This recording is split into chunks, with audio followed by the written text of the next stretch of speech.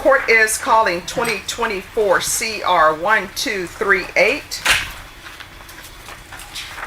and 2024 CR 1237, State versus Erik Cantu. Can I have parties announced for the record? Melissa Alvin and Lawrence Vanessa.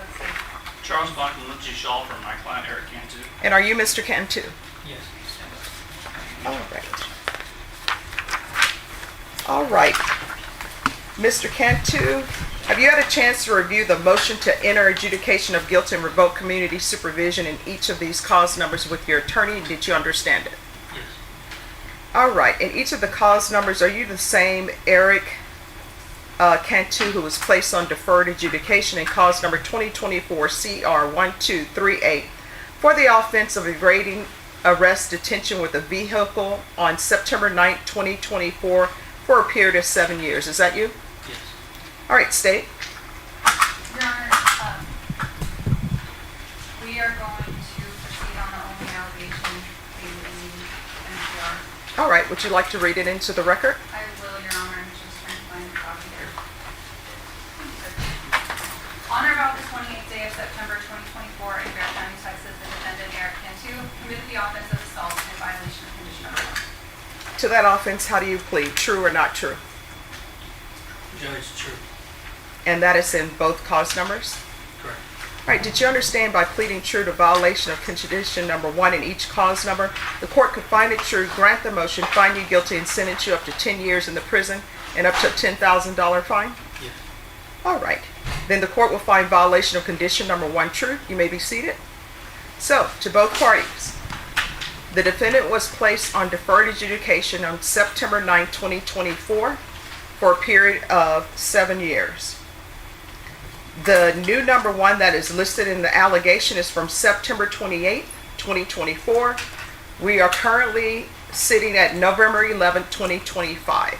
So the court's question is, this new number 1 that is in the motion to revoke that the defendant has pled true to, why is this just not being brought at this late date? And the court will note that the motion to enter adjudication of guilt was filed on September 23rd, 2025. So you have something where the defendant has pled true from September 28, 2024, and this motion to revoke was just filed on September 23rd, 2025. Yes, Your Honor. Yes.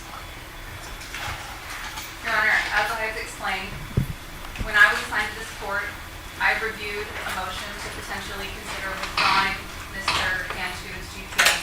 And upon doing so, I observed that he had this unfiled misdemeanor assault that had viability to it. I can't explain why the case sat for as long as it did. I just know that as an at-large filing, a lot of times those cases don't get looked at as quickly as arrest cases for people who are sitting in jail. So when I looked at it and I saw that there was viability to it and a cooperative complainant with legitimate injuries, it was not something that I could just ignore. So therefore, upon reviewing the case and talking with the misdemeanor prosecutor, it was decided that the case should be filed and it had to be addressed. It could not just be ignored. It had to be addressed because it did occur after he was placed on probation. Respectfully, if we had known about this and had the opportunity to evaluate it and understand the allegations coming from the complainant in regards to what Mr. Cantu has just pled true to, if we had had an opportunity to understand all of that earlier on, we would have recommended revocation earlier on. And I apologize that it took this long for it to happen. I understand that that is not ideal, but with a victim who has legitimate injuries and legitimate trauma from what happened, it was not something that we could just ignore and say, oh, it's been so long, so it shouldn't be addressed. He violated his probation 2 weeks after he was placed on probation by violently assaulting a young woman. And here's the problem. The problem is that he has been on deferred adjudication for over a year, and there is this file that's just sitting upstairs. So how many at-large cases that are, and I'm assuming this was a family violence case? It's not, Your Honor. Oh, it's not? No. So, how many cases are just sitting up there, haven't been indicted, and nothing has been done with them? Your Honor, I don't know. I wish I could tell you. I don't know. I know that the subject of the backlog has been a regular subject of discussion. I can't explain it. I would love to be able to give the court a better answer than that. All I know is when I got put in this court, and when it got put on my radar, I saw that it needed to be addressed. I can tell both parties what the court's problem is. Whoever radar it was put on, when it was put on, the court's problem is that this case was only recently filed in September of 2025, and he's been on probation since September 2024, and nobody does anything with regards to this case that's just floating out there. Your Honor, what I can say, and I'm not saying that it's going to make everything okay, but what I can say is that, as the court is aware, he was placed on probation in early September of 2024. The offense date for what he's just pled true to is September 28th of 2024. He picked up his very first MTR in October of 2024, which was only a month after having been placed on probation. But our office didn't know about these allegations because they weren't even filed with our office until December 18th of 2024. So when that first MTR was filed and disposed of in December, on December 4th of 2024, we still didn't know that this case existed. So the MTR got disposed of, he got sent to ISF, and then once he is sentenced on his MTR and the MTR is no longer pending, we have no reason to look him up and see what else is going on until he is set on our court date, or in court for us. And since the misdemeanor case was an at-large filing, he never got a court date on it. So we were never notified that he had a new case. And if we don't know he has a new case, then we aren't going to be looking him up to see what's going on with him because he's already been sentenced on the MTR. And that part has already been closed out. But this was sitting in your office, you say, since December 2024? There was, the JN was requested by the police department December 18th of 2024. Okay. I'm not entirely sure when the case was completely sent over, but that's when the JN was requested. All right. Defense, do you want to address those issues? I would, Judge. I will start with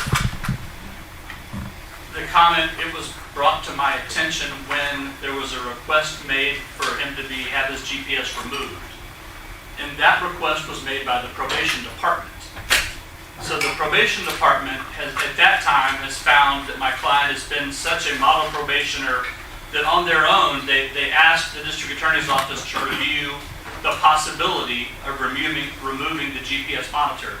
And only at that point did the state then realize, well, no, not only will we not agree to that, we're going to do something completely opposite. We're going to file a motion to revoke his probation.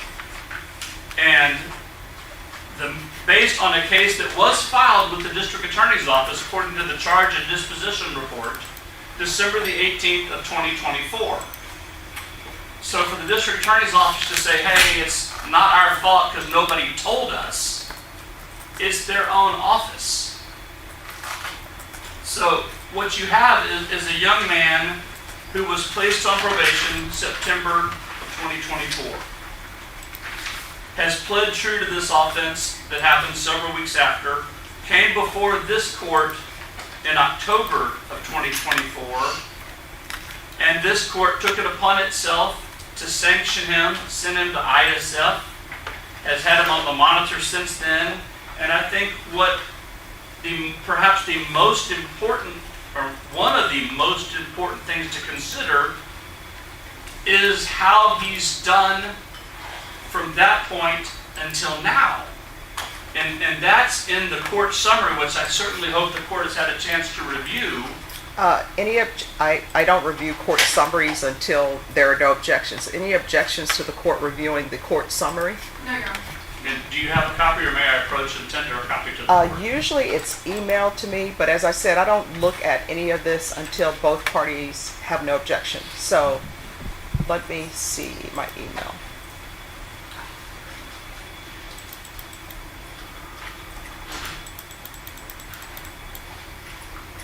All right, I do not have the court summary. May I approach?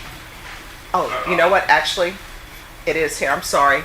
It was the, thank you, Ms. Abrams. It was the last attachment. All right, just let me review this.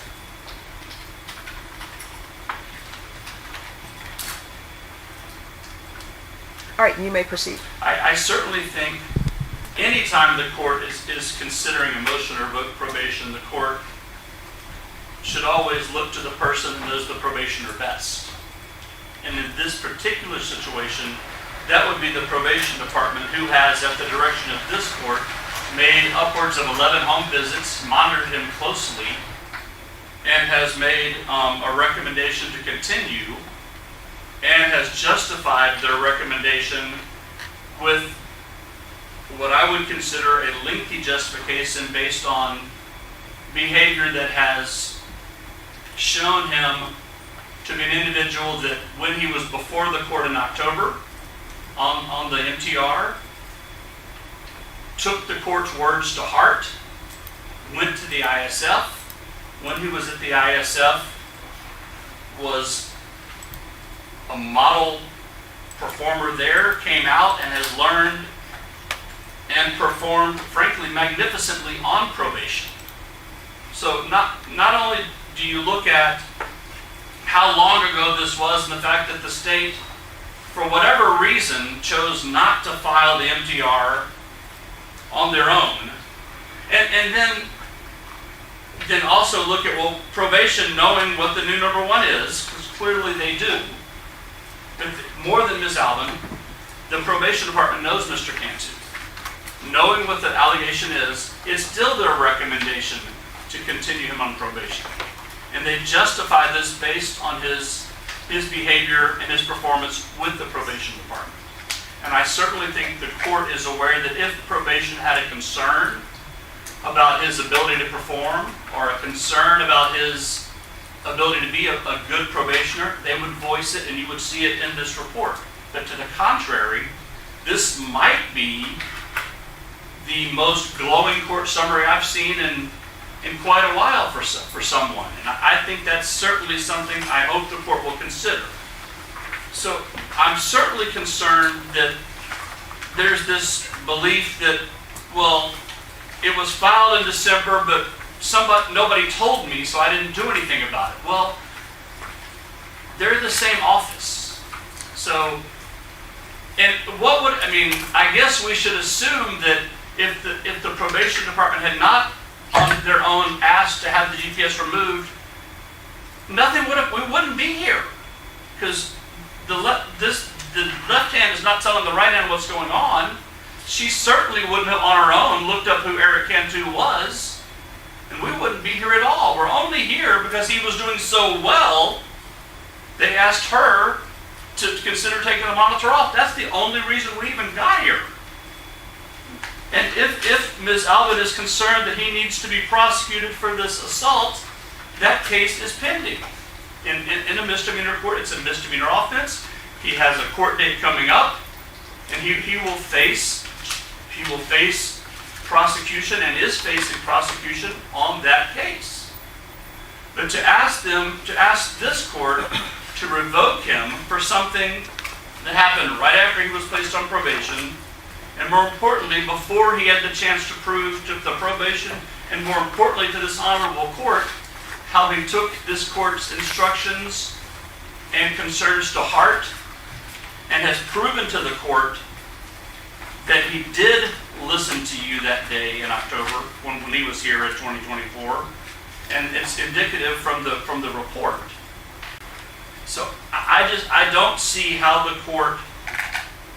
I would hope that I don't see how. I hope that the court doesn't justify revocation on something that happened over a year ago, before he had the opportunities the court gave him to improve himself and learn that where he was in a bad place, and the court is aware of the trauma that Mr. Cantu was facing then. Certainly, he was the victim of a terrible, terrible situation at the hands of San Antonio Police Department. And I think, I know that the court talked to him about that on that day. They spoke about, you and he spoke about it frankly, as I recall.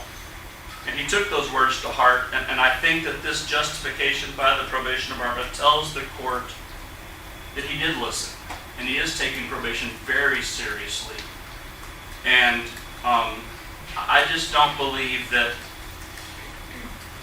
it's right for the court at this time to consider revocation for something that the only reason is we just didn't know it was there, when we know from the charge and disposition report this thing was filed with the district attorney's office December 18th of 2024. That's not when the jail was requested, that's when the C&D was filed. So their office had it. And just, it's unfortunate. I mean, it's just not, I don't think that's the way things should happen. I disagree with Ms. Allen that there was not an opportunity prior to September the 28th of 2025 for anybody to do something, 22nd of 2025. So I'm asking the court to listen to the individuals who know my client the best regarding his probation, and that would be the probation department. I'd ask you to follow their recommendations, continue to monitor. I ask you to read closely the justification they give you for why they're recommending that, and I'd ask you to deny the state's motion to revoke. Thank you. Thank you. May I respond to that? Just a moment. So this is what I want both parties to know. The defendant was placed on deferred adjudication. He came to the court on a motion to revoke. With regards to the motion to revoke, both the state and the defense at that time and probation asked the court not to revoke. They asked the court to deny and alter amend and give certain conditions. Whenever I set conditions, I'm setting those conditions, hopefully so someone will turn their life around, hopefully so one will succeed. Some people always say my conditions are too many, but I provide people with conditions that are supposed to make them think about the reasons they're here, internalize it, and do better. Now, what I'm looking at, since that motion to revoke has been filed, that the court sentenced him to ISF, he successfully completed it. The court keeps him on GPS, so he's still on GPS.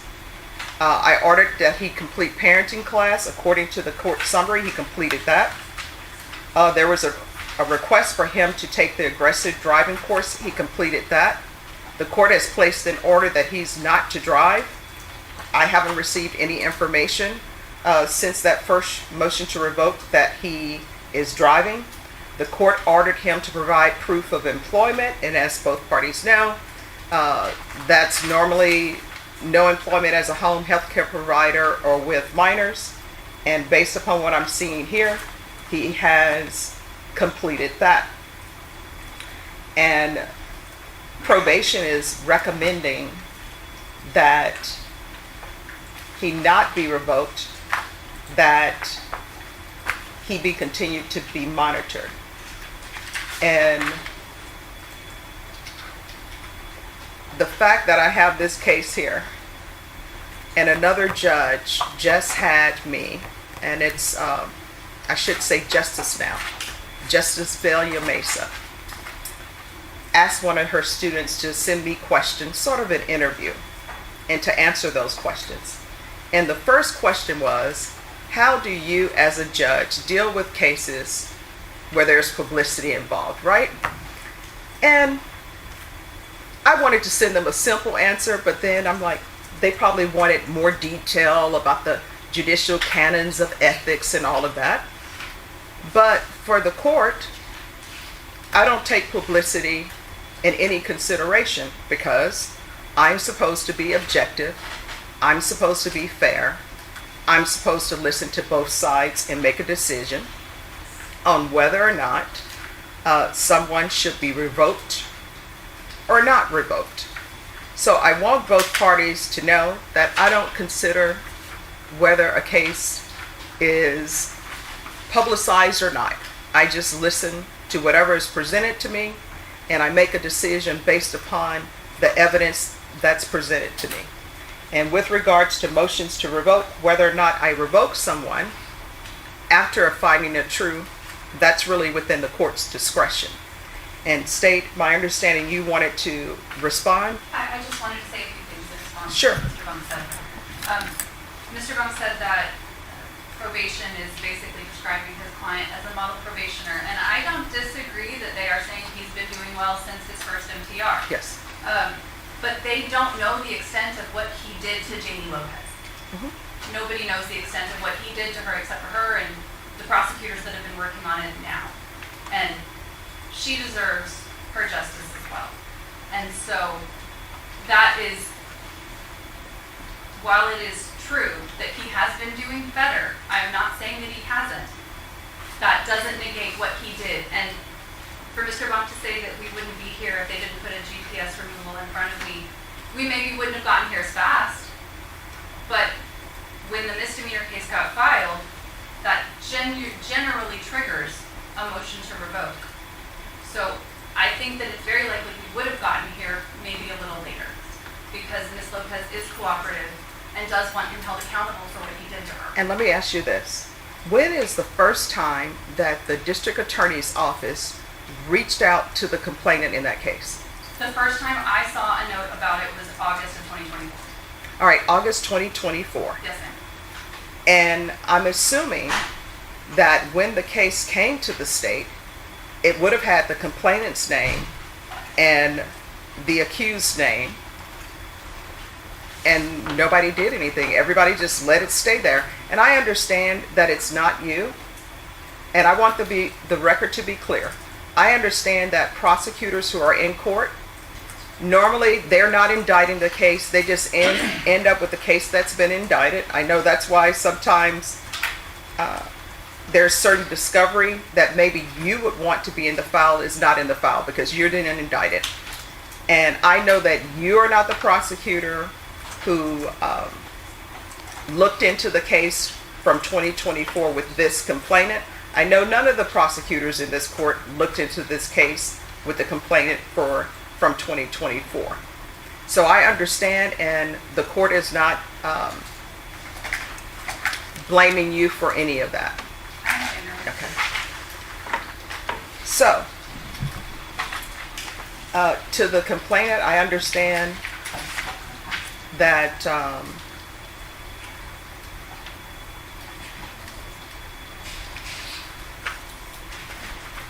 and I have to be careful what I say because of the legal rules, right?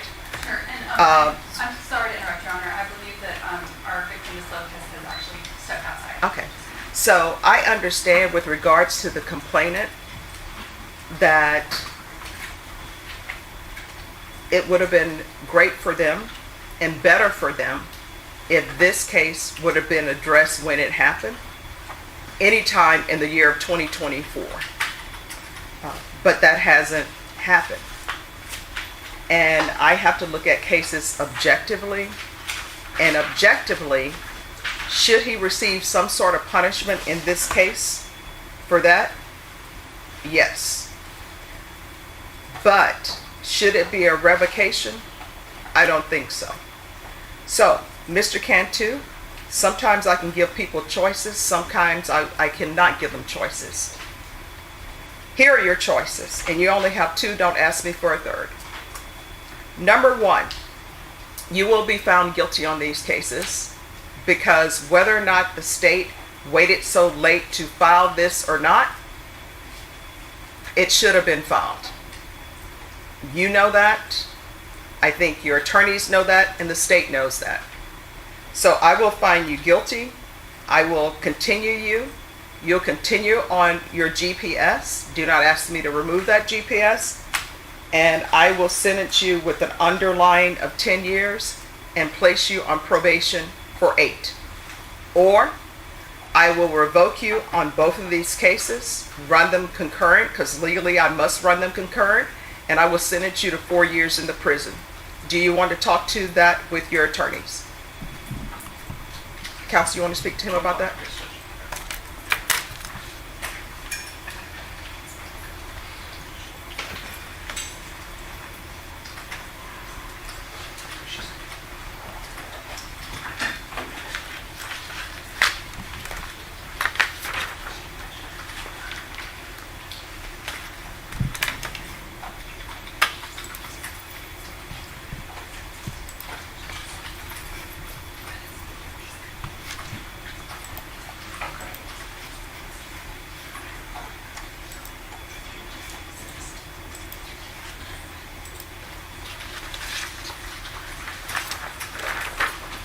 Yes, We're prepared to take the, what you said, 10 over 8, I think that's what you said. yes. That's fine.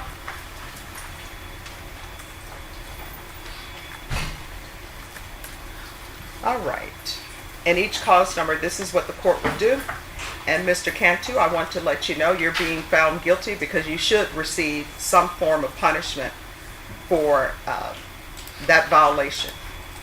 And one of the only reasons why you're not in prison with regards to this violation is because the state waited a whole year to file it. You understand? It's because of that and because of the probation's report that you've been doing well. All right. So in each cause number, the court is going to find you guilty. The court will sentence you to 10 years in the prison, suspended and probated for 8 years. So what that means with that 10-year sentence is that if there are violations on this motion to revoke, you're looking at potentially 10 years in the prison. Do you understand? Yes. And has the probation, has the restitution been paid or no?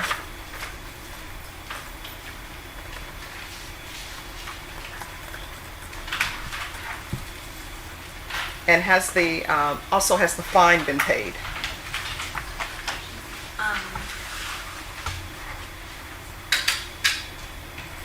Judge, I don't have a restitution amount listed. All right, we'll need to set this for a hearing then to make sure if there's any restitution that is paid. Ms. Ferguson, I need a date in the last week we're here in December for a restitution hearing, and that's in regards to Tiffany Johnson and Walmart. Your Honor, Yes. May I make a request? Yes. Obviously at your discretion. Since he has pled true and you found it true, could we order restitution and some conditions relevant to the assault allegation? Yes, if you all will, what we'll have to do is we'll have to have a hearing on that. So, Ms. Ferguson, a restitution hearing, please. We can do the 15th. All right, so we're going to do that on December 15th and state on that date, whatever conditions you believe would be appropriate, I'll have you all confer, and there may be additional conditions for your client. Oh, Judge, and to be clear, that restitution hearing is under the cause number 1238, ending in 1238? Yes. Thank you. All right. And then probation, it'll be all previous conditions. Do you need me to recite those again? No, Judge, I do need clarification on one condition. He was placed into the ISP program, which is our intensive supervision program, on 5/13/25 upon completion of the local ISF. And he was due to discharge on that program on September the 9th. Do you still want him to remain in the program? Yes. Thank you, Judge.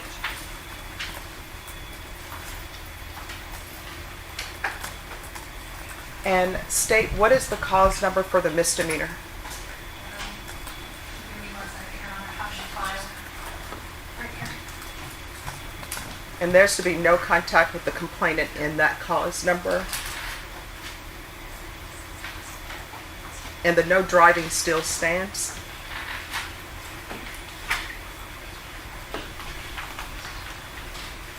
Oh, and I just need the cause number. It doesn't look like Dave wrote it on there. Oh, yes, it is. Okay. 2025 CC 013069. All right, and there's to be no contact with the complainant in that cause number 2025 CC 013069. All previous conditions are to remain in effect.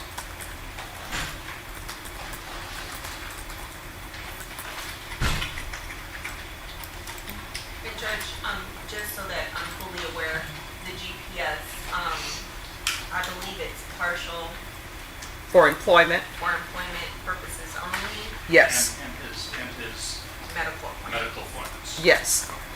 Thank you.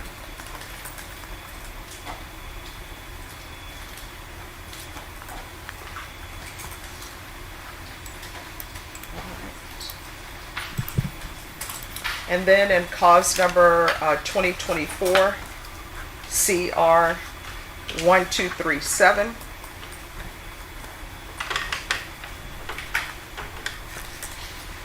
the court is going to find you guilty. And in that cause number, the court will sentence you to 10 years in the prison, suspended and probated for 8 years, and all previous conditions are to remain in effect. And there's to be no contact with the complainant in 2025 CC 013069. So that both parties are clear, we're going to come back on December 15th. At that time, state if you will have the documentation on any amount of restitution due to the complainant in 2025 CC 013069. And at that time, the court will consider any amendment of the conditions that the court has previously stated. Yes, ma'am. And Mr. Cantu. Defense, I think. I just did one, Judge. You probably need to. Yes. Yeah, as you were saying that, I realized I just did one. And that's the 37 number. Yes. In each of these cause numbers, did you review the trial court certification of defendant's rights to appeal with your attorney? Did you understand it and did you sign it? All right. Yes. In each of the cause number, you do have a limited right to appeal, and that right to appeal is as it relates to the allegation in the motion, not the fact that you are on deferred adjudication. Because these are felony convictions, you're not allowed to own or possess any weapons or ammunition. If you have a question over what that is, you'll need to speak to your attorney. Do you understand? Yes.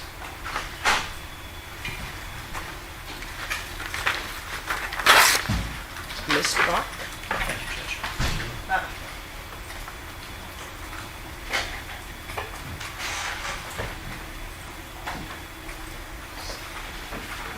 Trade you. Thank you. Oh, sorry.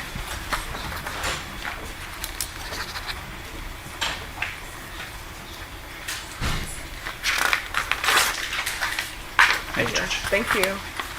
Is there anything else before we go off the record? Not from the state. Not from the defense. All right, thank you. We're going to